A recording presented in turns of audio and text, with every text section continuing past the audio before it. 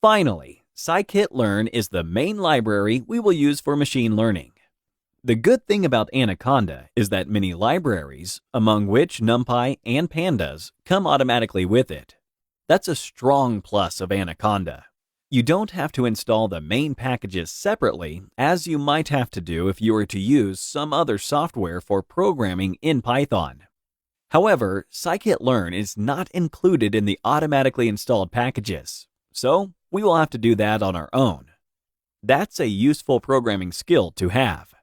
The quickest way to install it is by opening your Start menu and searching for the Anaconda prompt. Type pip install sklearn in the following way. Pip per se means either pip install packages or pip installs Python. Strange, but true. Now, press Enter. When the operation is done, you will be set up for the whole course. This is one of the quickest and easiest ways to install modules and packages on your computer in general. Great! We are all set to begin our exercise. Thanks for watching.